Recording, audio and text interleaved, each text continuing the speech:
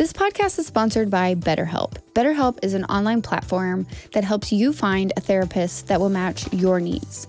BetterHelp offers live video chats, open discussion, conversations with real therapists in real time if that's what you need. I personally love it and have used it now for almost 2 years. I would really recommend, if you need someone to talk to that is not in your family or your friend circle, that you reach out to betterhelp.com and you will receive 10% off if you use my code BGP. So again, that's betterhelp.com/BGP to find the right online counselor for you. Hi, welcome to Big Girl Pants Podcast, where we talk about health, wellness, careers, parenting, relationships, and everything in between. I am your host, April Melton. Sit back, relax, and enjoy the show. Welcome back to Big Girl Pants Podcast. Today, I have a very special guest, and I do not want to mess up the pronunciation of your last name, so you're going to say your whole name for us. Well, hello. Thanks for having me on. This is Poria Mianabi. Oh, Mianabi. Okay. And on Instagram, you are at Persian underscore money. Yes, that's okay, me. So the reason why I asked you to come on my podcast, which I think that it was definitely a universe thing, because there's no other way aside from that I would have met you at a brunch in Denver, Colorado, and then 2 weeks later you would be in Texas. So like I had to fully take advantage of that opportunity to have you on. And not only, I only met you and I knew you were already cool, right? Like you meet somebody and their energy is good. You're like, I can vibe with this person, you know? Well, I meet you at brunch. You're very welcome. I meet you at brunch, and then I was like, you were friends with Herbod, which Herbod's been on my podcast 3 times. Yeah, he's a great guy. Love him. Absolutely love him. Brilliant, driven, humble, all of it, right? Mm-hmm. Happy. He's the best. But I met you at brunch, and I was like, man, this guy's really cool. Like, and you know, I'm sure sometimes you get you get prejudged by the dreads, right? But like initially I was like, man, this guy's fucking cool as shit. Like he's got dreadlocks, like he's vibing, he's chill, whatever. We're all talking. And then I was like, I have to have you on my podcast. But then as the conversation continued, I found even more cool things about you. So I'm super pumped to hear your story, for you to tell your story, and for like wherever this organic conversation goes. That's the cool thing about my podcast, is that there's no real direction. I don't have a set list of questions or anything like that. I just really enjoyed talking to you that day. And a lot of the things that we talked about, we have a lot of similarities, viewpoint, perspective, outlook, whatever. But you're from Texas. I'm originally, yes. Those Texas. Dreads would say otherwise. Just saying. Oh, yeah, for sure. Oh, the looks I get here are even crazier than the looks I get in Denver. Yeah, who do you think you are? You Rastafarian? Like something like that. That's the nice one. That would be the nicest one. That is the nice one, yeah, for sure. People are idiots. Originally, I'm from Texas. I don't even know where to begin, right? You know, I grew up in Garland. We can start at birth. No, I'm just kidding. Well, my parents migrated here from... Yeah, exactly. From Iran. No, I grew up in Garland, Texas. I was always very, like, ambitious and, like, business-driven. I was always into, from, like, what age? Were you, like, selling candy in, like, elementary school? Elementary school. All right. That whole side hustle. Yeah. Like, getting lollipops at 25 cents, flipping them at 50, right. $75, whatever. Genius. Whatever. And it was all about supply. I already learned supply and demand. Yeah. Like, it was cheaper when there was abundant amount. Yeah. Then I knew to, like, hoard them at that time. So, and then when the year progressed, like, seriously, I noticed in elementary school? That is so impressive. Yeah, that'd be like that would be 5th grade, like 4th and 5th grade. Yeah. I mean, I always wanted to be, you know, that kid who like had the stuff, had the goods, right? I mean, who doesn't want to be that kid, you know? The little backpack kid. Yes, the backpack kid. That had the and then you grow up and you're the the backpack grown up. I mean, you just always got the stuff. Well, and then like and then I stopped that hustle when I got into like high school and stuff. Like I noticed a kid when when that incentive came to like get all the sodas and vending machines out of high schools and stuff, like that was a lick. Oh my, that was probably the best thing that could have happened to backpack kids. Yeah. And like the vending kids, because like you were making hand over fist at that point. You could come into school with like like just your luggage, all the goodies. Like, yes. Yeah, got in trouble sometimes. Sometimes they would not let us do that. Of course, you couldn't do that. They totally. Oh, you can't make money while you're at school. Yeah, no. Is that frowned upon? We're not supposed to do that. I disagree with that. If we should be teaching finance as early as possible. Not only that, entrepreneurship. You're literally an entrepreneur at school, but that goes against the system, so they're not allowed to do that, to perpetuate that or encourage that, right? No. Don't think for yourself. Don't start a business on your own. Just fall in line, right? Well, public schools tend to want to indoctrinate workers. They want to they don't want us. They want worker bees. They don't want They don't want company builders. No, that's for the elite. It's so tough, man. It's so tough. I was just having this conversation yesterday. We were talking about it at work, and they were like, oh, yeah, this lady, she's super hippie. She has all these tattoos. Her kid's homeschooled. And I was like, yeah, what's wrong with that? What's wrong with that? What does school teach our children? Or if you can afford a private teacher that that won't be constrained by... or even unschooling program, a school program, right? That she has to he or she has to teach by. They have to teach to a test, right? And even I can tell in Chloe's teacher's eyes when I have conversations with her, and when we talk about the curriculum and what they're teaching towards and the things that they need to learn. They tried to say that my daughter has ADHD. I took her on a field trip the other day with the class. Zero need for medication. Yeah. Why is that? Because we're walking, we're learning, we're active, we're moving.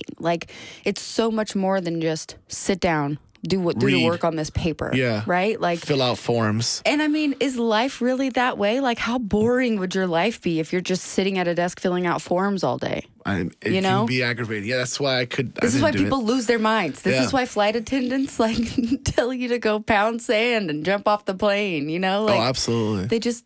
It doesn't work like that, and it's not conducive. And if you don't fit in the mold, then they're going to try to medicate you or, make you fit. They're going to push that square peg into a round hole.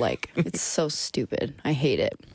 So anyway, you got in trouble for selling goods at school. Oh, yeah, so that was that. After high school, I moved to Austin, actually. So from Dallas to Austin, I was there for a good while. I actually got... And I've always had a music background, by the way. So I've always playing instruments. I play about 5 instruments right now. Yeah. So I always had a big passion for music. So I moved to Austin, and I ended up studying commercial music production. Over at ACC. Okay. And I dropped out at the final year to start what ended up becoming a club promotion company. This would be right around 2009 when the dubstep scene wasn't huge. No. And nobody really knew about it. Right. But I was all about it. So I was already in on it. I was in on it before Skrillex had made what Skrillex had made. Sure, yeah. And I went down to the clubs on 6th Street, and I would end up promoting those clubs on some of their shittiest nights. Yeah. But I would pack those nights out with college students because they like the music. They liked the music that wasn't being played. Which is still that type of genre is EDM's taken over quite a bit. Right, especially now. In the club scene. It's completely overwhelmed. Yeah. Even the EDM scene inside the club scene is absolutely massive now. So it's taking over most genres of music too. You notice that music as a music person. Yeah. It there's trends, right? Oh, 100%. If it doesn't it kind have of cycles of 5 years. Yeah. Every 5 years we notice major shifts in the music scene. Yeah. 5. 5. And more artists are moving towards those types of songs now too. It has to be that. It's just integrated. We're mixing the genres to make new sounds and to keep the masses entertained, if you will. Exactly. So, the brainwashing. No, not necessarily brainwashing, but I know, but people like it. To entertain from the mundane, you gotta sometimes bridge gaps, and it's about how do you.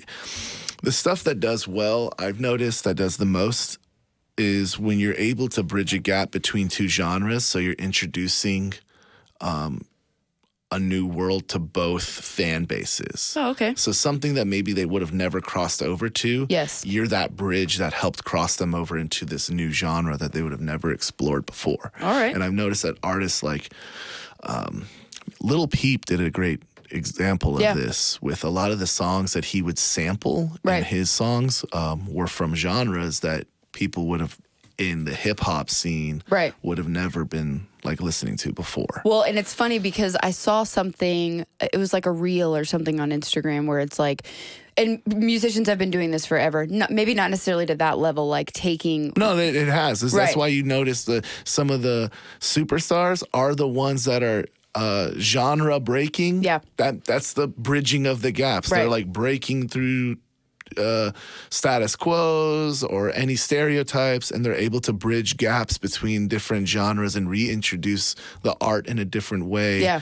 to their community or their fan base. And that's why they're called artists, right? That's because right. They blending do that. the art. They're blending art. And like so many other songs, like when you listen to like even old school rap, old school hip hop, right? Like they'll take a beat or they'll take a line or a piece of a song and start their song that way, but then they completely change it and morph it into something else, into their own thing. But you know the beginning of the song, the intro, or the beat from a completely separate song. Absolutely. But that's like genius, right? So, like, and that's what like also doing things where you sample older music into newer music. Yeah. Right. That's introducing this music to a younger generation, and it's like, oh, it's their own. It's like, oh, wait, this already exists. Oh, like that's literally 20 years old. Yeah, but that's cool, man. It's like cool. Respect, and like those 25-year-olds, like you mentioned the dubstep, right? Like how it was. You were introducing it in Austin back in 2008, 2009. Yeah. And like the 25-year-olds that I work with now are like all into this music, right? Yeah. And they're like, it's like the newest, greatest thing. And I'm like, yeah, I mean, is it though? But also, this type of music is like very positive and upbeat. Like some of the lyrics can be sad or some of it can be slow or more melodramatic or emotional or whatever. But for the most part, it's really happy music. Oh, what, dubstep? Or are you speaking in general? No, yeah, like just like dubstep and EDM as a whole. Like it's very like well, dubstep as a genre can be kind of aggressive, right? It's all about headbanging. It's like next level. Well, right? I would actually even argue that it's like a pivot off of like almost metal music, right? And it gave like metalheads a direction to kind of go to, because they got left behind in the 90s. They totally did. And early 2000s. Yeah. So like, it was like everything just fell off. For like a good 10 years, they had nothing new coming out for them to like rock to. And now you have things like Bass Nectar. Yep. Right? And you got people that literally mosh and headbang to like Bass Nectar. Just crazy. Like two of the guys that work in my office, they went to Red Rocks not that long ago for a concert, and I can't remember who it was, but it was Red Rocks is an amazing venue. And what I love about it is it brings talent from like literally everything. It's not because why wouldn't you want to perform there? Besides that, it's just the range of the genres that they bring through that venue is absolutely amazing. It's not just always EDM or psytrance or any Any artist, like any really type any of artist. talent. I've seen a lot of different. I've seen people from like Deftones and Incubus to Marilyn Manson. Yeah. I've seen Tipper and Spungle there. So like that's you're talking about from psytrance to like goth rock and all that. So and everybody wants to play there. So you go to ACC, you drop out, you start that promotional company, and then that goes really well. It kind of blows up. So is this like your first official business company? Yes. Okay. Yes. And I ended up selling it, and then I kind of wanted to at this time, so we can like fast forward. It's like 2013, the recreational legalization of Colorado's marijuana happened. Yeah. And I like had my eye on it. So then from that here, I was like, I think I'm out of here. I think I want to throw my hat into that race. Okay. And see what I can do. Because I've always been a cannabis connoisseur myself as well. I enjoy the cannabis. I dabble in cannabis. Highly. Daily dabble. Dabble, yeah. Absolutely. And yeah, I wanted to throw my hat into that race. I moved to, and the reason I had to move was because to even partake you have in to the be cannabis, a resident. you had to be a resident at a minimum of 2 years at that time. Of course, now all those regulations are completely gone. You have big corporate investors now. I mean, that buying up license. You got $50 million, $100 million funds that are coming in. Massive corporate money, massive corporate investors, hedge funds. It's so. And you came with like the money that you you sold your company and you came with that money. And I like sold my house, sold my belongings, and came with just what I had. Yeah. And thankfully at that time, so it was able to be like mom and pops versus mom and pops. Yeah. Right? Shops, right? Little indie shops versus indie shops. And just for anybody who's listening, and like if you haven't been to Denver or even Colorado in general, they're everywhere. They are. Yeah. We actually statistically have more cannabis stores than Starbucks. Wow. That's insane. That is 100% fact. We have more cannabis dispensaries in Colorado than we do Starbucks. Why don't they like partner? Can I get some THC infused coffee? That would be perfect. I believe that product already exists. I bet it does. You'd be surprised what they've come out with I now. know, They've everything from topical, edible, inhalable, consumable. They have, you name it. They now even have like puppy trips, like puppy treats for CBD. If your elder dogs have joint pains, or if your dogs have anxiety. Yeah, anxiety chill or out, pains. bro. Yeah, absolutely. Which is so cool. That's so cool. It is. If you really think about it, I think so. Like, I think it's the coolest thing ever. Why not have this option? Why does everyone have to go, through a pharmaceutical? If they don't want to take pills, they should have another option. That shouldn't be the only option. As a nation, we should destigmatize marijuana and really look at it as destigmatize. What is it called? Holistic. We need to destigmatize holistic medicine. Yes, and let's look at the real benefits. Let's do some clinical studies. Let's do some trials. Yeah, how can we mix the two, right? And compare, right? We could do even a 3-part. We do a placebo, we do pharmaceutical, and we do marijuana. Holistic, Done. And show and then really? Why haven't we done that already? Who knows? They maybe have. We don't know what we don't know what information they're keeping. Boomers, man. I'm telling you, these damn boomers. I'm just so against it. I can't believe in marijuana. So dumb. I do feel like we are moving towards something like that. And if they are doing the studies, then I think that... We'll see. Beto O'Rourke says he's pro-cannabis for Texas. So deal. Make it happen. We'll see as he tries to dethrone Hot Wheels here. Hot Wheels. We'll see, man. I'm interested. I can't lie and say I'm not. I mean, I think Texas on its own has a very good economy, and we could only do better. We could only be better. I mean, look absolutely. at Colorado. What did they do for their economy with the legalization of marijuana? So they don't want to admit it. Okay, of course not. They're not going to admit it, but cannabis saved Colorado. So I want you to take in consideration what happened in 2008.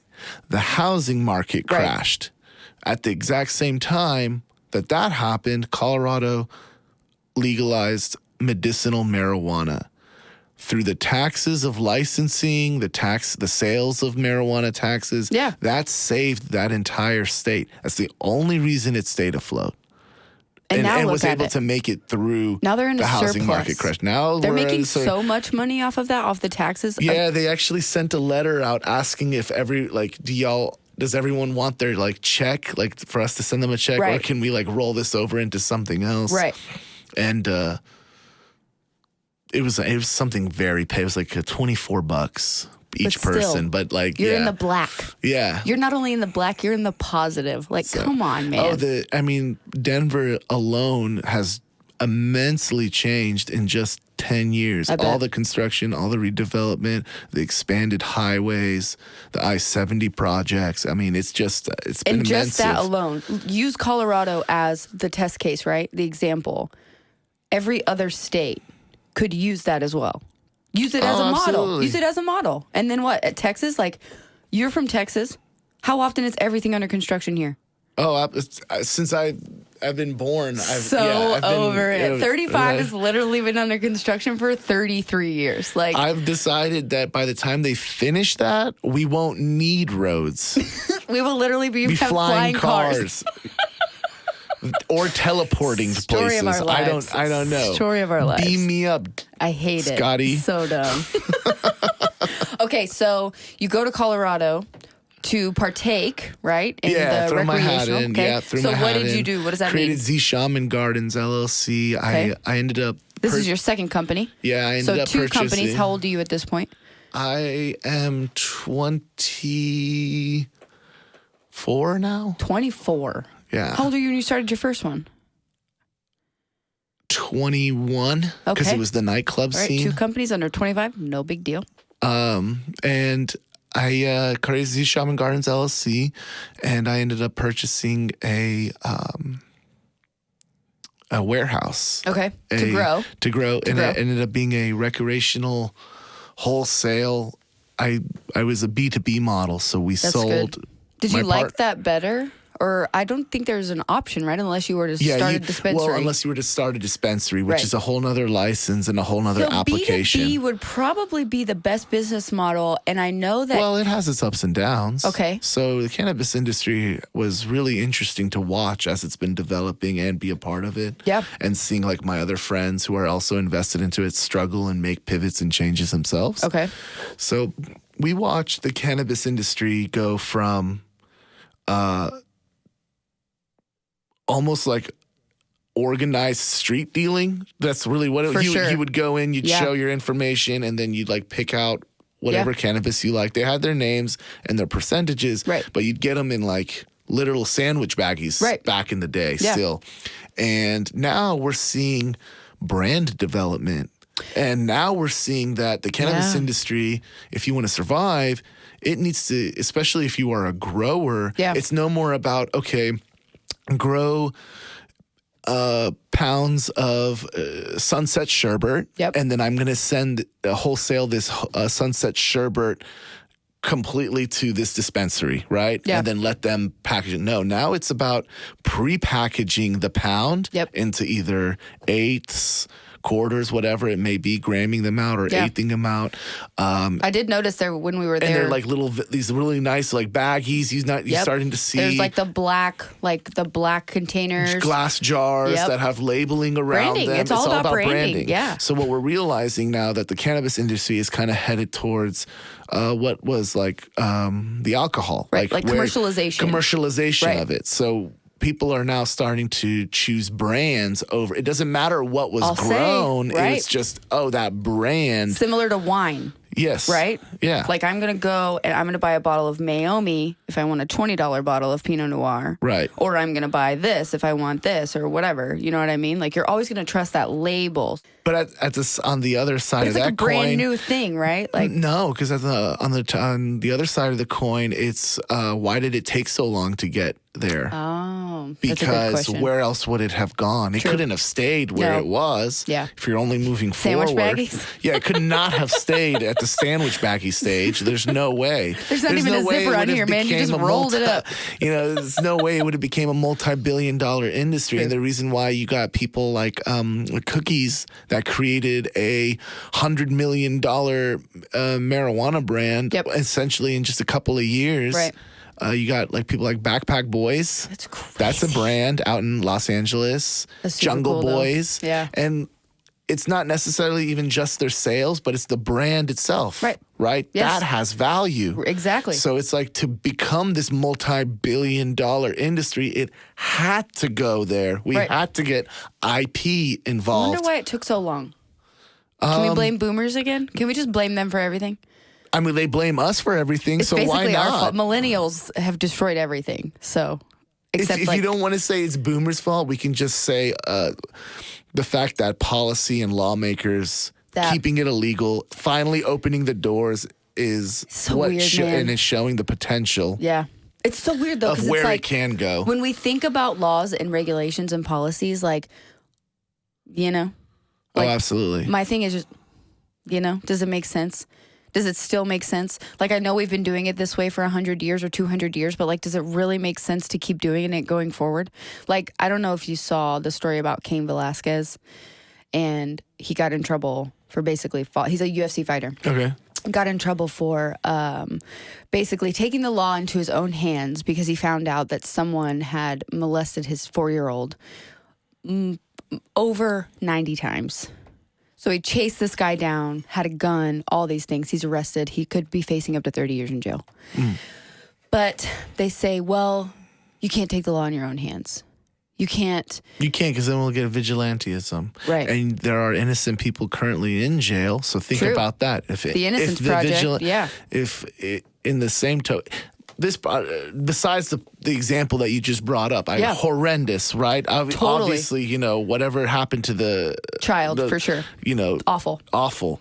But going back to what you're saying, no, you'll get vigilantism. Sure. And then if you don't have your day, that's the beauty of America. Everyone gets their day in court. Everyone has the chance to speak on or have someone speak.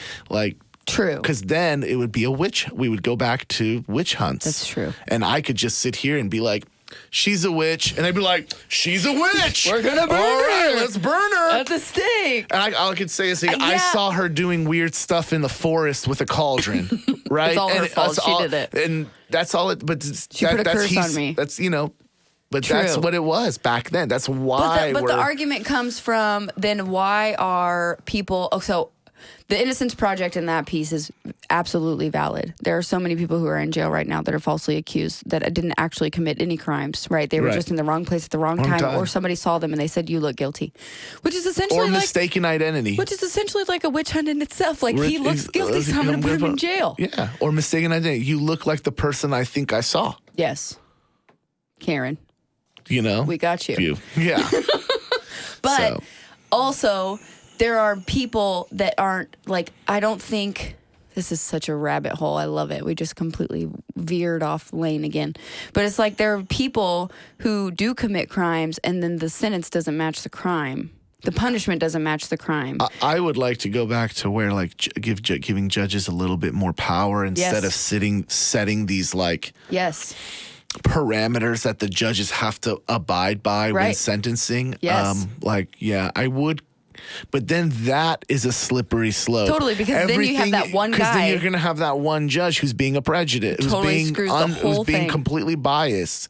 And he doesn't like you because you're dreadlocked, so you go to jail for the rest of your life because you smoked weed. So, thank you, Kamala Harris. So, it's a slippery slope. It's not a perfect system, but tough. It's our system. And right now, it is, unfortunately, the best we have.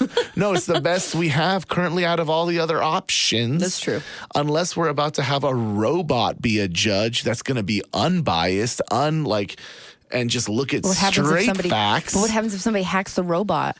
And they completely mess it? Yeah, now it's Minority Report. Where are you, Tom Cruise? Save me, Tom Cruise! Exactly. Here's your Scientology magic. Oh, my God. L. Ron Hubbard all day. So branding, marijuana. Oh, yeah. But and you were talking earlier, too. We had a little glitch, so Poria and I kept speaking, but so you actually sold. Oh, yeah, but I recently sold. But when I started it in 2014, Z Shaman Gardens, around 2016, so it was going really great. 2 years, it was going really well. Yeah. I was doing very fine, but I noticed something missing. So you're you got a warehouse. You're growing. It's lights everywhere. Yep. We got rows and rows of plants. Yep. Okay. So we're doing it. Well, actually, we're in shipping containers. So we're shipping containers inside of a warehouse. Why shipping containers inside of a warehouse? For containment. It was cross-containment protection, and it was temperature regulation, environment regulation, environment control, humidity, all of that. All of it. Okay. Yep, A to Z. Well, for everybody who's listening who doesn't know anything about growing cannabis, you want a controlled environment. Everything. You're essentially building a perfect habitat for that plant is what you're doing. It's called hydroponics, right? Oh, hydroponics is a type and style of growing. Oh, okay, cool. Yeah. We did soil. Cool. We were soil-based. How'd you know how to do it? Did you have friends? I just, you kind of look up stuff. You read online. You read books, right? Yeah. The Grower's Bible. Okay. I actually, while I was in Austin doing the music stuff, I did that on the side as a personal thing just to see if I could do it. Yeah, just to learn. Okay. Nothing major, but technically this is all become a major, so maybe I didn't do tell that. Anybody. I didn't do that. So, anyways, push comes to shove. I noticed that my creative side was lacking and missing and wanting to be back in the entertainment side of things. Yep. So when I came back to Dallas, because my family's here as well, right. So I came and checked on them. I ended up purchasing a warehouse and creating Toon Tank Entertainment, which is my record label. Awesome. And we do artist development and films. So we've gone from dubstep, cannabis, now a record label. Yeah. How old are you right now? 26. That's impressive. Oh, thank you. I appreciate that. I don't think it's that that's very much. impressive because if you think about it, there are some people that have had one or two maybe jobs in their professional career at your age and that have not branched out and started companies. So that's very impressive. Well, I appreciate that. It's okay. Thank you. Take the compliment. It's not a dick. It's a compliment. Just Thanks. take it. You're welcome. Thanks. Thank you.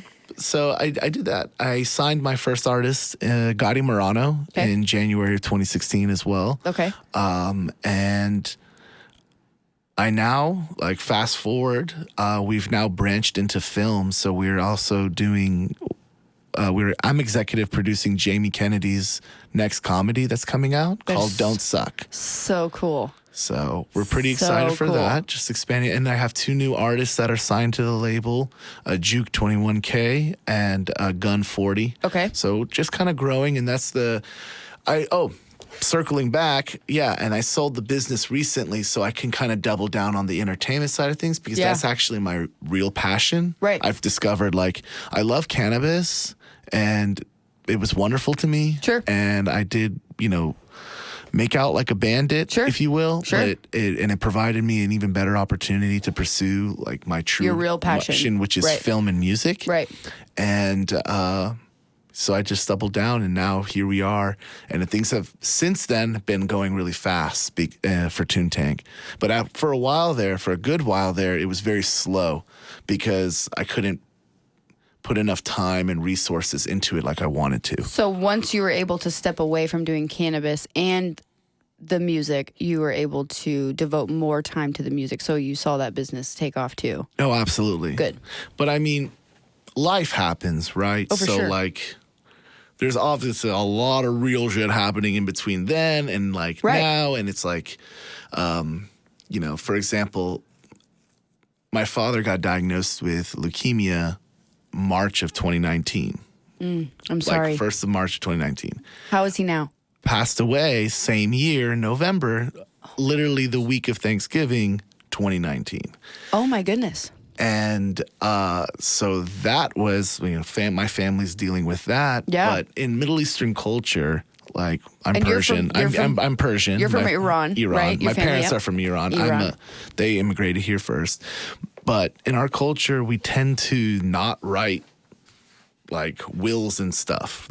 Men tend to assume it just gets passed down. But it was a absolute mess. Shit show. It took my siblings and I a good 2 years to try to clean everything up. Oh, wow. And it was quite devastating and stressful. We're talking about, possible foreclosures and just threats of. And by the way, COVID happened, right? So 2 months later or 3 months later, COVID is announced in the U.S. So we love that for us. Then we're dealing with that. I didn't even bring up the fact that I actually also owned a raceway with my father at this time. A gas station? Raceway. Oh, not Raceway, the gas station, an actual drag strip. It was 124 acres out in Marion, Texas, where you could come out and race cars. Sure. And because COVID, we got absolutely decimated and fell back with the lender. Lender was very aggressive because it was a private lender. Yeah. And took advantage of COVID and took advantage of the situation. So it was an incredibly dark period of like my life, and it was like I'm pretty sure I was waking up every day, if I'm not mistaken, wanting to be dead. Yeah. Even not wanting to be alive. Here. I was not wanting to be in this like dimension anymore. I was like, okay, I'm done. If I can take this, I'm done with this. How do I take? Yeah, can I like? I kept like doing this. Like, am I done? Are these goggles off yet? What the fuck is going on? Can we change the channel? Wow, I'm so sorry about your dad. How old was he? My father was 67. My dad was diagnosed with stage 4 cancer in 2017, and he died last May. I'm sorry to hear that. Yeah, so I know that pain. It fucking sucks. It sucks. It sucks. And it sucks to watch them literally disappear in that short period of time. So short. Did you know he was sick before? I mean, no. It was so literally fast. went in. What do you do? Get a checkup, and they're like, "Hey, bro, something's wrong." Got to check. Going in for a checkup. I cannot even imagine. So, fast forward, cleaned everything up. Life's back to like semi-normal, I guess. Ish. How's your mom? Mom's okay, doing well. She's doing wonderful. How many siblings do you have? I have an older sister and a younger brother. Okay. Yeah. So you're the middle. I'm the middle. Interesting. I'm the black sheep. That's why I look like this. That's why I look like this. That's why I have dreads. Yep. So, yeah, but you're a successful black sheep, so they can't like be mad, That's why I have. That's why, as a Persian, having the tattoos that I have is kind of like it's like an oxymoron. Like, what? I'm an anomaly. Right. Like, you're definitely an anomaly. Definitely a glitch in the matrix Which pill that was did you it. take? Because in our culture, like none of what I'm doing right now is like deemed except acceptable. The money part. Except for the money part. But the money part, unfortunately, in my culture as well, justifies whatever you want to do, pretty much. It's like, okay, well, if he's successful, taking care of his needs, you're okay. As long as you are an active member of society and doing your thing, then they tend to turn a blind eye. Right. So you're like the good black sheep. Good black sheep. You have like a little crown on the black sheep. I have a little halo held up of my tiny horns. It's fine. So, are you getting pressure from your mom to have kids yet? I did before, not so much anymore. That's surprising. Yeah. Yeah. But good for you, right? That's like a relief. Absolutely. You're like, thanks, Mom. Chill out. Yeah. Shh. So things... I've just been very business oriented. I made a lot of sacrifices in my personal life to just stay focused on my career and these businesses. And that's another thing. Like, I don't think people really want to talk enough about, because they really glamorize the family. No, they really glamorize entrepreneurship as well. Oh, they glamorize the chase. They glamorize the hustle. They glamorize, grind. And with all due respect to Gary V, sure. There are some things I disagree with him, and I fucking hate when that dude Poria, says... you can say whatever the fuck you want. He's like, I like losing. Losing is great. I'm like, losing fucking sucks. The only reason you're winning is because you don't like fucking losing. So don't say you like losing, because that's the stupidest shit I fucking have ever heard. Fail. I'm like, yeah, until failure costs like $100,000. Like, or millions, and you're not bouncing back. Then you need to reevaluate a lot of things. That really that sucks. That sucks. That's what I kind of want to talk about. It's like they want to ignore the human emotions that come with failure. It's like, you got to be happy. You got to be ecstatic. You got to take your L's. You got to do it with a smile on your face. No, it's okay. Be sad. It fucked up. Feel that shit. Feel that shit. But don't stay there. Because if you don't feel that shit, then you will really learn the lesson. It will overcome you. Like, if you try to ignore that shit, like, you lose. Like, my dad died, your dad died. If you didn't feel the feelings that you needed to feel when that happened, then 6 months down the road, it's going to come out somewhere else. Absolutely. It's called kicking the dog. So if you don't feel those feelings in that time, and you don't reflect on what happened, losing a person, failing at a business, whatever the case may be, those feelings will come out elsewhere, and they typically come out on the people that you love. So, like, you'll kick the dog, or you'll be rude to your spouse, or you'll be a dick to your friends, or whatever the case may be. And you won't even realize it. Exactly. Where it's stemming from. Exactly. You think it's that situation, but it's not. Where's this rage coming from? But you fucking idiot. You haven't talked about any of the shit that's going on in your life. And that's why I just want people to know that people don't give a shit about how many times you lose. And that's why I'm like, success is, it's easy. It really is. You just can't stop attempting. You got to, I hate that. See, when people like make people seem out like they're geniuses or whatever, it's like, technically you only got to be right one time. Yes. You just got to do it right one time. And you just got to keep doing it. And then, because once you do it right one time or you make that one big investment, all of a sudden you're a genius and all your failures all of a sudden disappear. Or you're a guru. Yeah, you're a guru. And all of a sudden all your failures that you had disappear and they completely forgot about them. They don't count anymore and they don't you count have all this money. Because you hit it. But yeah, you did it right. One time. And that's why I'm just like, success is actually easy. It's just, success is just the opposite of failure, which means you didn't quit. So as long as you don't stop, it's a money. This is everything is like a money game. I mean, it's not a money game, a numbers game. Right. So it's about how many times you attempt. Exactly. You can attempt 1,000 times and fail, but that 1,001 right around the corner could be the one. You're going to get a, yeah. It's just like what they say in sales, right? Like salespeople have to try 8 to 12 times before they get the yes. Well, like if you quit at 7, then you're fucked. Right. Like, what do you want me to tell you? And that same concept applies really to everything you're doing. Right. It's just about how bad do you want it. So funny too, how bad because do you want it? Girls, the first thing I think of is, well, I actually think of two things. Girls and guys, right? So let's talk dating, right? So an ugly dude is going to get a pretty girl if he keeps trying. At one point, a pretty girl will say yes to an ugly dude, whether he's funny or whatever, right? He just has to keep trying. Character. I think it just comes down to it comes down to what kind of person you are. Yeah, I was but just saying, like as long as you were charming. They say that like average men, like there's a joke, right? Like I want the confidence of an average white man because like they just have this innate fucking confidence and this arrogance or whatever. But like they will, and the same thing for women, right? Like they always ask me, well, how did you, because before I met my current husband, I went on like probably 150, maybe 200 dates. A shitload of dates. That's a lot. It's a lot of dates. But same as sales, right? Like it's a numbers game. It is a numbers game. It's a numbers game. Same thing for dating. Okay. Especially with apps now too, because it's just like I'm not prospecting. sure about that one. Okay, hear me out. It's prospecting, right? So I'm swiping.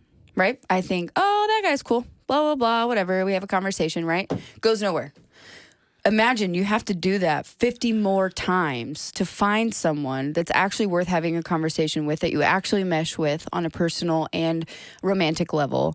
Then it progresses to a date. Then it progresses to 2 dates. Then it progresses to 3 dates. Then you find the person that you're going to marry. You know what I mean? It's 1,000% a numbers game. Unless it's 1,000% a numbers game if you have standards.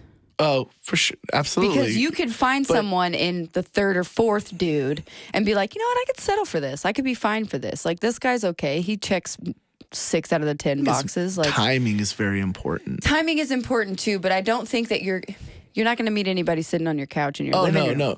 No. But you have to, like you said, that's equivalent to like, you got to put yourself out there. Yes. But like with this, like, it's like the way you described it makes me think of, have you ever seen the movie Mel Brooks's History of the World Part 1? Yes. Right? Yes. Remember when they were in Rome and the queen came out and she was like, line them up. No. Maybe. No. I'm like, that's literally this is where we've come. This is full circle. You're right. We've gone full circle. You're right. But also, I think it's like, and for me, it was, who's the person that I mesh well with? Absolutely. That I'm going to see myself with long term. But these dating apps is essentially it's 100% a conservative version of what we used to do back in BC times. Absolutely. And it's insanity. It's full circle. Whatever. What are you going to do? Full circle is just now we're clothed. Now we're not naked. Now we're not naked. But it would be nice if we were naked sometimes, because then you could just take all the guesswork out of it, you know? I just need to see the full package up front. Also, Absolutely. Can you have your credit score tattooed on your chest? And then maybe hand me it's like a resume. Oh. It's pink and it's scented. I think it gives it something extra. Okay, so about your music company, so Tune Was Tank. that from Legally Blonde? Yeah, did you like that? That was hilarious. You got that reference? That was so good. I was like, where did I know that? Yes. Yeah, so love Reese. Love her. She's so great. She's so great. Okay, and she's very like She's not political. I like it. She's not like one of those celebrities that virtue signals. I just love her work. I like it. Don't know her I like that. But yeah, so you have artists now. You've signed artists. Yes. So let's talk about what type of music or genres they're into and that you're into. So let's say somebody was listening to this, right? Remember like we were at the bar and that guy was like, "You're a producer, bro? Like I make music. I'm a rapper." Oh yeah, I remember that. I'm sure that happens anytime. A lot. You're at a restaurant and you talk about what you do for a living. To. Yeah, right. And you're that's why I try not to. Ixnay on the ixnay on the combo.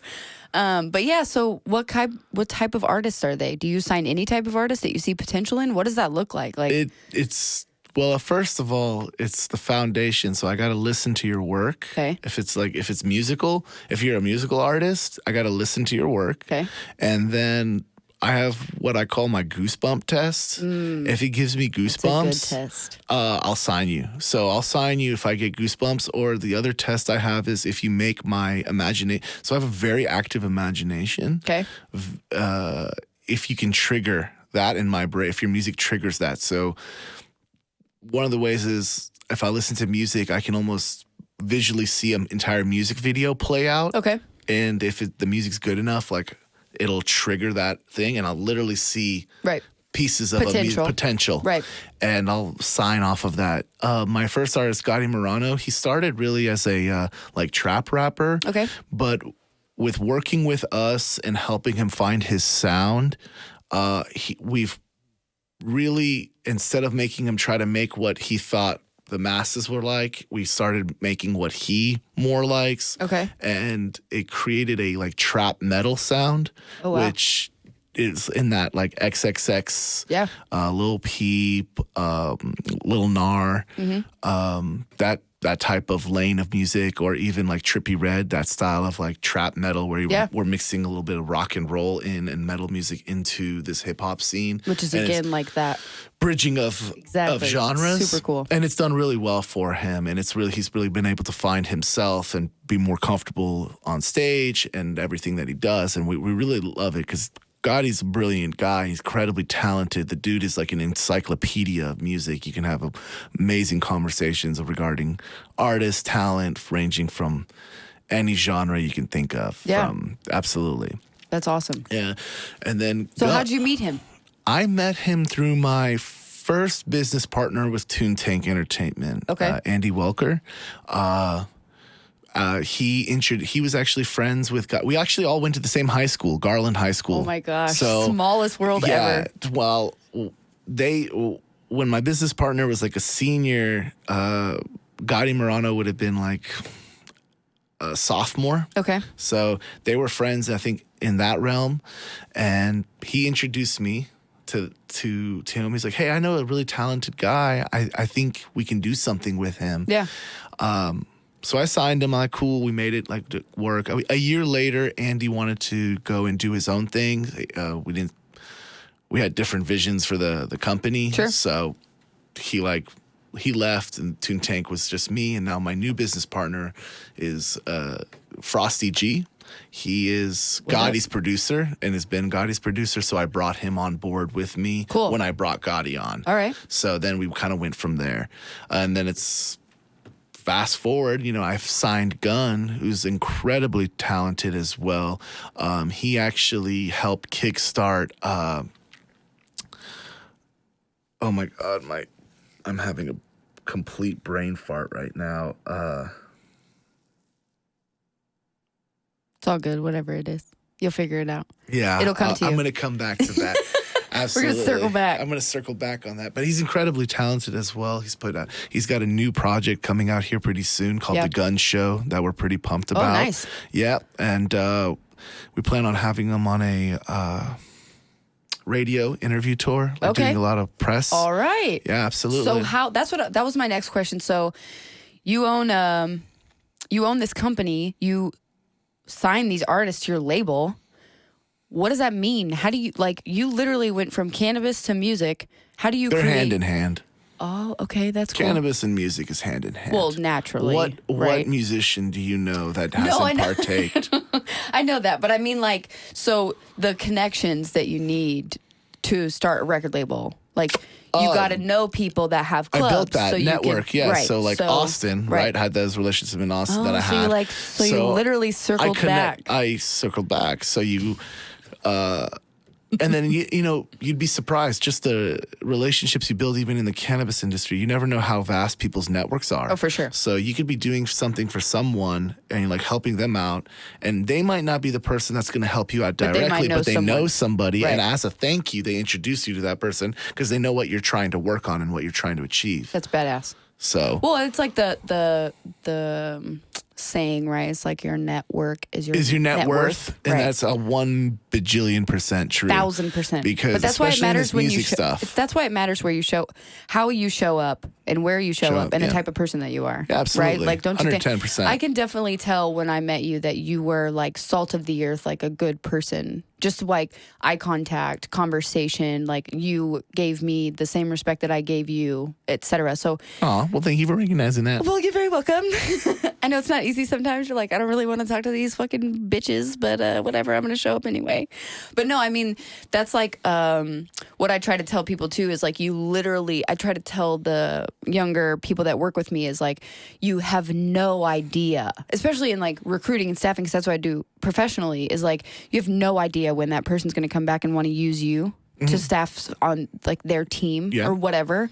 And the way that you treated them when you talked to them about a position is the way that they had the experience with you is what they're going to remember forever. Yeah. They might not remember what you said or whatever, but they're going to remember how you made them feel. And they'll come back for that. That's right. And that's why I feel like I've been successful in that side of it. But also the same with the podcast, like people that have come on, Herbod, like we have a great rapport. I love him. He's awesome. He's incredible. He was introduced to me by another person that has a podcast, and then our friendship has just kind of bloomed from there, and then you're here. You know, if I was a shitty podcaster, if I just thought that I was cooler than everybody else, like he would have never recommended that one of his personal friends and a business partner for him, right? Like an investor in his businesses, like he would have never recommended that you come on my show. Right. It's a small world. So important though. You'd be surprised how small the world can be once you establish a nice network. Yeah. And, that's for Gun. We're pretty excited. And then our youngest cat on the label is Juke 21K. And he's kind of got the hearts of all the college and like high school kids right now. Okay. And it's pretty exciting. He's very creative. He's very positive. The music is great. We're just really excited. And, he has a new music video that's dropped, and he's built his new channel as well on YouTube. Oh, okay. So on YouTube? Yep. Are all of your artists like on YouTube and then on Spotify? And all of it. You can find them anywhere. You can either Google them, Spotify, if you want to, will you iTunes. send me the information so that I can reference it in the show notes of this video so that if anybody wants to check them out, they can find them or I'd whatever? I'd be happy to. And I'll send you the labels stuff where they can also find the label. Do that. Information on the label. Yeah, for sure. For any aspiring artists out there. Yeah. You never know. They could pass the Goosebump Test. They might. Yeah. If you pass the Goosebump Test, that's pretty much an automatic go. And if you're not in there. If you're not in there, but don't worry, you still got a second chance. And that's the, if you can trigger my imagination. Yeah. That's so cool. So back to the artist stuff though, so like you have to build these relationships with like these club owners, right? Like not just club owners, talent, like, it's the industry, right? Right. So you start to build relationships with other people that are working in the industry but working different parts. Okay. So whether it be publishing house, whether it be publicists, right? Yeah. And the problem is, unfortunately, so another thing that's really funny about this music industry and even the film industry, you don't have to fucking have a license. You don't have to have a degree. Right. You don't have to have jack shit. Yeah. But there's pros and cons with that. Right. Because you run into a lot of, and I mean a lot of con artists. Yeah. In the entertainment industry, especially ones willing to like feed off your ambition, and they take advantage of that. And then especially if they find out that if you come with like money, meaning you have investors behind you, right? And or if say even like mommy and daddy are willing to support your dream and they find that out, they'll milk that. For sure. There's a shit ton of broke people in the entertainment industry. Like it's majority of it is a facade. It's literally one of those 1%er things as well. Yeah. Only 1% of that in the entertainment industry is actually doing as well as they come off as. Or as they say they are. So, like $30,000 millionaires in Dallas. That very, and it's the same thing with Hollywood. You have the same mentality there in Hollywood as well. And I stress this, that's why networking is important, right? Yeah. And I can't to tell you verify. how even I've gotten fucked over, right? I've had people run off with money, not deliver on what they said they're going to deliver, run off with equipment. Yeah. And it's part of the journey. It's all part of the process. But what's crazy is what I've noticed is I'll be working with someone and they may end up screwing me over, okay, or not really delivering. But just before that happens, they'll introduce me to someone that's above like them in the industry that actually has a little bit more pull. Like it, and that's what I've noticed. It's like, okay, well that was, and then the way I look at it, it's like, okay, well that was my tax. Right. That was my tax to get in the door. That's what I had to pay for to get here. To get to here. And that's how I look at it. And if you look at it that way, then you're never really getting screwed over. Right. Instead of being salty and bitter about this. And staying here, pissed off. You're moving forward and you're constantly networking. Okay, it didn't work here, but hey, that person invited you to a coffee with this person and y'all kind of hit it off and that person gave you their number. Okay, now start hitting that person up and say, what's up? And then, it's funny, that person, many times I've had even another producer that I've actually had coffee with be like, it's so funny. That person that set up the meeting, like I never really hang out with them. It was just out of the blue. They hit me up and I just kind of took it because I had a free day and like we met and I'm like, that's crazy. What a small world. But in the back of my head, I'm like, this is literally the journey. This is how it is. That was your opportunity costs, right? Gotti Morano, okay? My artist. Yeah. He was sitting at a traffic light, okay? And he sees a guy pull up in a Rolls Royce. Okay. And he's like, and he honks at him, gets him to roll down the window and tells him, I'm going to be in one day. Yeah. And the guy said, I believe you will. He said, you will be.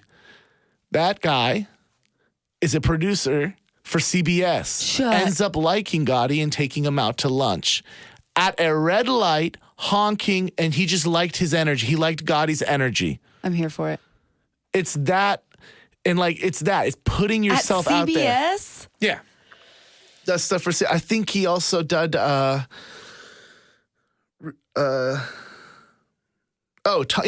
Hadid. He created the Cheaters show.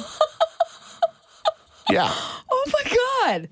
They hit it off, became friends. Homies. Doing their thing. And like, that's that going back to like dating and how you're like, you have to put yourself, it's a numbers game. 1000%. And I try to say that applies to everything. Yes. That's my point. Right. So that like Gotti doing that's like putting yourself out there. That's like hollering at a girl. That's that would be the equivalent to like catcalling. Hey, essentially catcalling, but in a way, but in a nice way. But that's a positive form of catcalling. I guess so.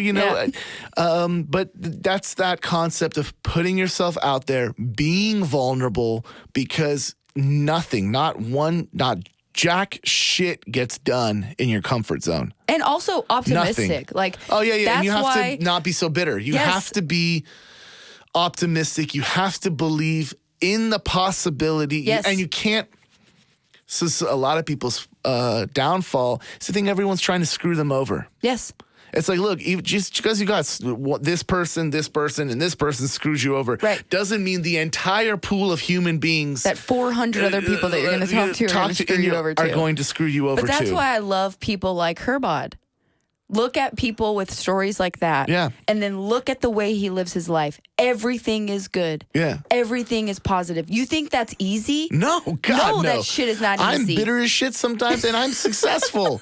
And I know this. That and I shit still is get not mad. Fucking easy. And he had something like, and for people who are listening to this episode that haven't heard Herbod's episode, maybe go back and listen to it.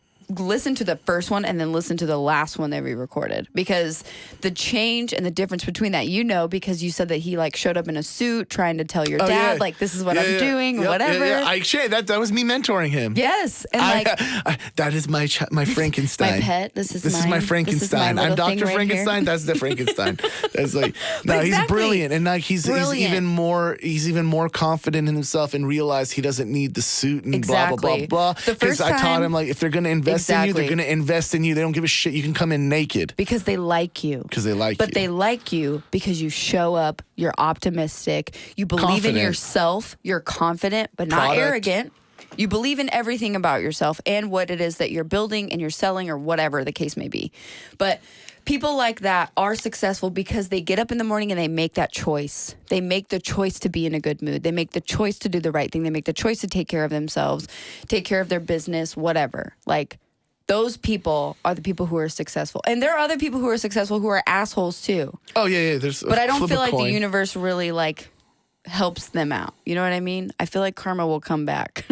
But still. In some form or another. It all depends on your belief. Absolutely. But my thing is, I was talking about this the other day. Like, I wake up every day. I have a kid, right? And I wake up every day and choose to be in a good mood. I choose to take care of myself. I choose to take care of her. I choose to be the best type of parent that I can be. I choose to be my best self at work. All of those choices are not easy choices, but I choose to do those things because I know that if I'm doing not necessarily the right thing, but if I'm doing my best, then everything will work out. Like, those opportunities are going to present themselves. If I'm creating other opportunities for other people, if I'm seeing the best in other people, like, you're going to get screwed. That's inevitable, right? Like, people are going to screw you over. They're going to choose to not like you for no reason at all. But that's not on me, you know? Like, I have to keep doing what's best for me and for her going forward, because there's no other choice for me. I have to make sure that I'm being my best self and showing up as my best self. Like, I could have showed up to this podcast in a shitty ass mood, or I didn't do my makeup, or I wore my pajamas. You know what I mean? But all of these things are a choice. I chose to show up happy because I am happy that you're here. And I'm so excited that I have the ability to have this conversation with someone that I met, that I enjoy, that has value to add to not only me, but to my listeners and to people who are subscribed to this podcast. Like, well, I'm happy to do it. I'm thank you for having me on your show, your platform. You're so welcome. And I mean, honestly, it's like somebody asked me the other day, why do you always wear black?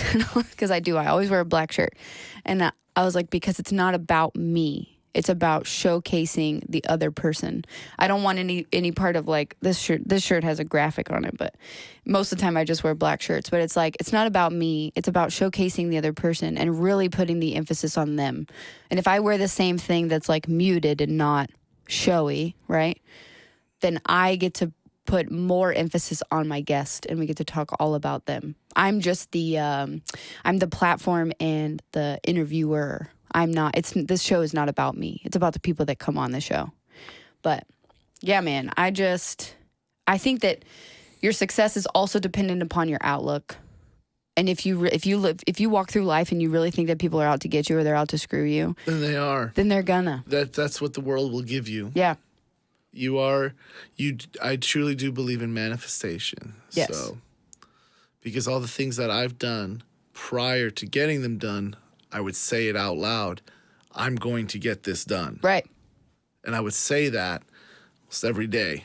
I'd be like, I'm going to get this done. Or I'll be like, it might not be every day, but there'll be like brief, like, you know, standing on a balcony. I tell myself every day, like, I'll be like, I'm going to be an executive producer. I'm going to be somebody in the entertainment industry. I'm going to be an award-winning producer. That is what I'm going to do. That is what when I die, that'll be what I'm known for. And I pretty much say that almost. I don't care about whatever else I'm known for. If anything, it'll be known for the impact I had on the entertainment industry. Yeah. That is. And showcasing the artists that you sign and highlighting their talents. So, and I say that, you know, and I truly believe in manifestation in that sense. So. That's awesome. And like speaking things into existence. Yeah. And you have to believe in yourself, man, because if you don't, nobody else will. Oh, nobody already does. I'm going to tell you that right now.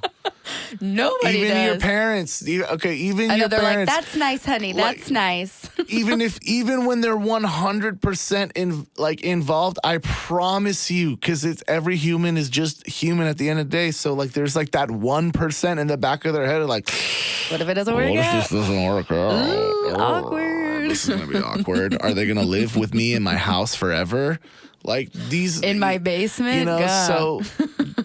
So just know, no one but yourself can give you 100% support. Yes. And if the sooner you realize that, and I'm not trying to be like bitter and like close off from people, but I'm just saying realize by not expecting it from others to help drive you to get to your like goals. Your motivation has to be internal. Yes. It has to be internal. You can't be like, I need emotion or like support from X, Y, and Z. External validation to be able to do what I want to do. No, then you've already failed before you even left the gate. Yeah.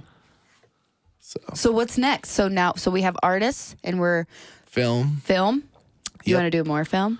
Well, yeah, I have a 3-script deal right now with a writer because I write the scripts. Of course you do. I've written. What else do you do, Poria?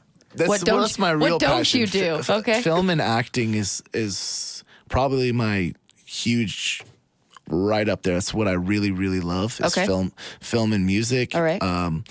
But especially acting. I really enjoy acting and writing some scripts and coming up with concepts. I'm not the best, so I'm the guy that comes up with I'm the guy pacing and like blurting out ideas. I'm not as well like organized to like get it in format. That's why my writing partner, you're the big picture. I have an amazing writing person. partner that I use in Los Angeles.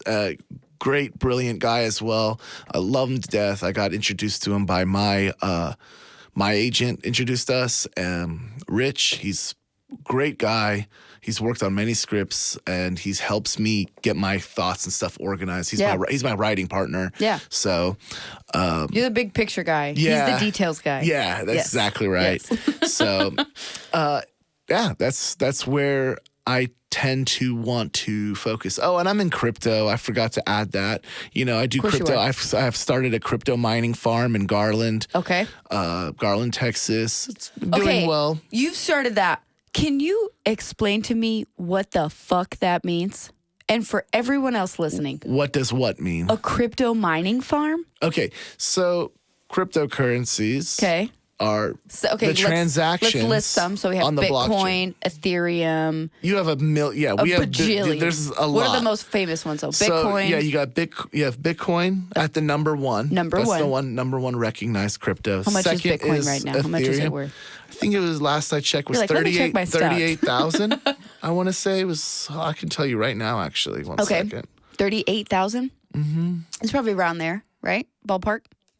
It's Saturday, so.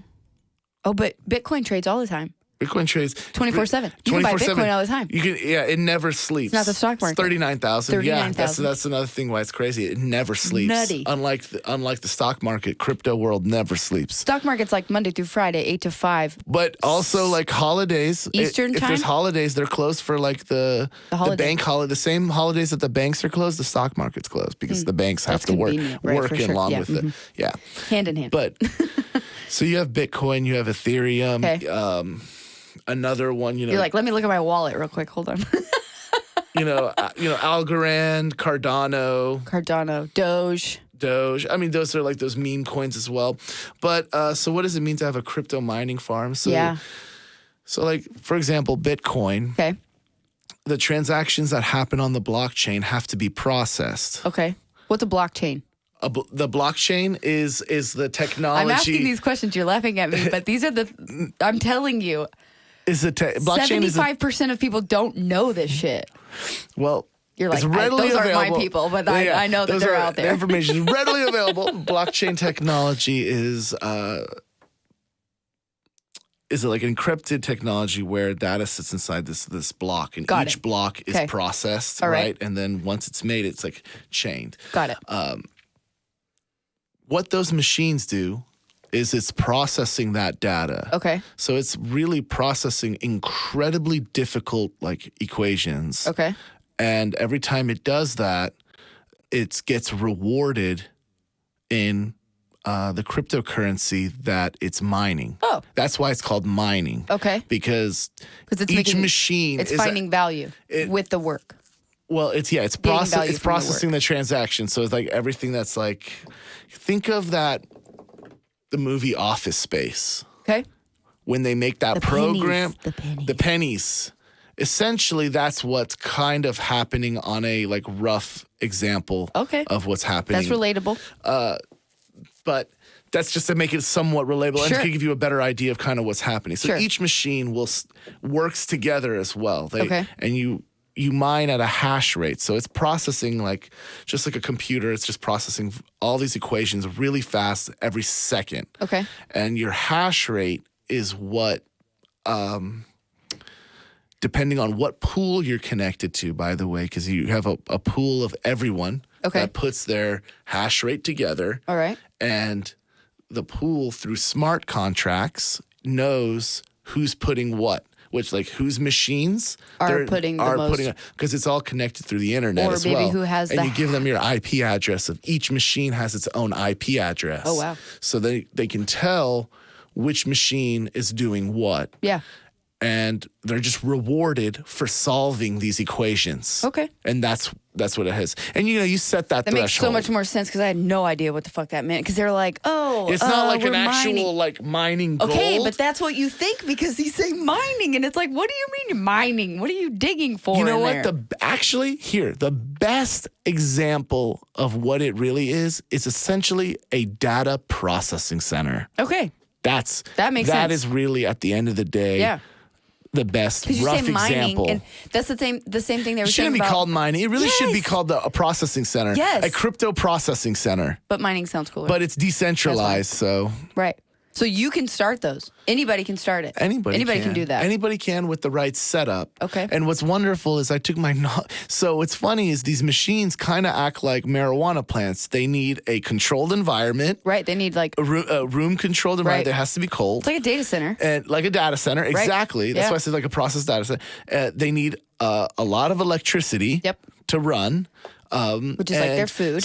Which is essentially the food of the machine. And then, it's a plug and play at that point. And at the point after that, it's like maintenance. You're just kind of checking and making sure everything's running properly and accordingly. Yeah. And everything's attached to you bought a building to do this in, right? Yeah. Yeah. It's actually out of one of the rooms inside the record label, inside Toontang Entertainment. That's what's up, man. Diversify. Yeah, right? Absolutely. Yeah. That's absolutely. I can't express how having 7 sources of income is really important if you want to try to go and chase other dreams and goals. Yes. And is having capital. Yeah. And if you're like, okay, well, how do you get capital? The first $100,000, anyone, you as a business person, that the first $100,000 is the hardest to make on planet Earth to make. But once you have it, it's like all with downhill all from there. the knowledge you gained from trying to achieve that first 100,000. Yeah. Okay. Once you have it, it's game over. It's life changing. Right. Because you're using all the knowledge now that you have to reach that, and now you're just scaling. Right. At that point. It's just bigger money So moves. once you've understood, bigger money moves. So once you're able to bring a 10% return on $1,000, that's like, that's only like $100. That's only $100. Right. Well, a 10% return on $1 million is $100,000. Right. Now you're talking about some serious money. And even, a 10% return on $100,000 is $10,000. That's still some pretty decent money. It's good money. So it's all about scalability. It's all about getting. I don't know. I don't care how you get it. It's just if you can get your hands on that first $100K, and with the knowledge that you have, not just be like, hey, here's $100K. No. Good luck to you. I mean, you have to earn that. Yeah. Once you've earned that first $100K, whether it's through investments, financial, consulting, whatever it is you may be doing, even if it could be your 9 to 5, right, and you're at home after you get off of work, you're reading financial books and financial educational books. Once you get that, it changes your life. You're able to scale it. The knowledge that you now know in how financially educated you are, you're able to learn about compound interest, which I believe is the 8th wonder of the world. Yeah. That's my husband. It was like when pandemic hit, he literally just went all in on investing. Yeah. And like every single penny that it's not spent on expenses or bills or whatever goes into that. Literally goes into investing. Wonderful. He's like all downhill from there.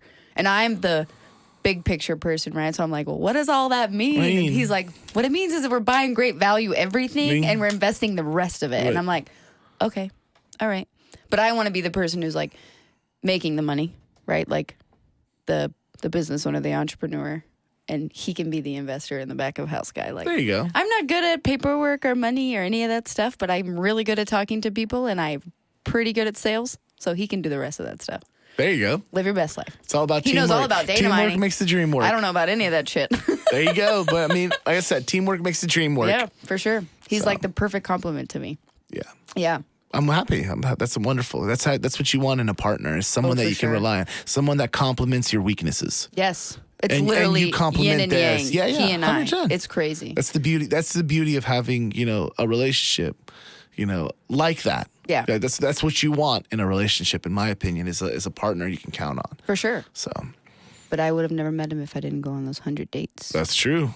Numbers game. Know what I'm saying? Everything's a numbers game. I'm just selling myself over here, But no, thank you for coming. It was my pleasure. Really Thank you for having me. And next time you come to Texas, you'll have to come back on. Oh yes, absolutely. I was like, next time I come to Texas. I was like, oh yeah. Well, when is the next time I'm coming to? And it'll be April. Whenever it is. It'll be April. You're always welcome. Well, I appreciate that. And Herbod's coming back soon too. He's going to live here for a few months or something. Yeah. Before he heads to Florida. Yeah. So. It's Miami.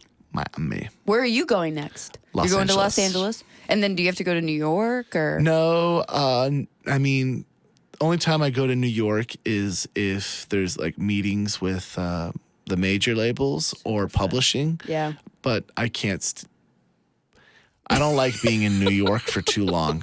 I'm not a huge fan. I'm not of a New York. huge fan of the. It's just too much. Yeah. If I can't hear myself think, which that's New York, you can't hear yourself think unless you have absolute muting earphones. Yeah. Like I go crazy. Yeah. Because I don't have ADHD and I don't think I have ADD, but like I said, I have an active imagination. So like sounds, things like will trigger it and I can just go off into my own. You're like, I'm literally not getting shit done here. There's so much going on. Yeah. So it's just wild. I have a love-hate relationship for it. That's what because I do also I love the bodega. The bodega, I could live in a bodega. I fucking love those things. I think they're the greatest thing New York has ever invented. Great. Why don't we have them everywhere? I don't know why we don't. We have 7-Elevens and freaking racetracks. We don't have bodegas because people don't walk here. I know. They don't believe in walking here. I mean, you can't though either. I know, but everything is so spread out. I know. How long did you have to drive to get here today? 30 minutes. 30 minutes. I had to drive an hour. God. It's so dumb. Wow. Everything. DFW is so spread out. Wow. It's ridiculous. So if anybody wants to find you, so I know your Instagram handle will be on this. Yeah. It'll be like in the whatever your Persian. Yeah. Persian _ money on Instagram. Yep. And then do you have like a website? Yeah, we have TuneTankEntertainment.net. TuneTank. So TUNETANK. Yep. Entertainment.net. Okay. And then And our YouTube, all our channels are all synced. Okay. With the same name, so you should easily be able to find us. You can either find perfect. And then what about if somebody wants to book one of your artists? Do they just reach out to you? Yeah, they can reach out to me. Okay. Or they can contact me directly on IG or send them a DM, slide in the DMs. Send a submissions request to the label's account, which cool. I review. Oh, I review everyone personally, so. Yeah. Awesome, man. Easy. Thank you so much for coming. Absolutely. This has been awesome. A pleasure. Pleasure. Yeah, for sure. Thank you for having me. I really enjoyed it. So if you have any questions, feel free to send me an email at biggirlpantspod@gmail.com. Thank you so much for listening. Please rate and review. Leave us a 5-star review only, please. Thank you very much. And if you have any questions or anything else from me, feel free to reach out. But thank you. Thank you guys for listening. Bye. Boom. Have a great one.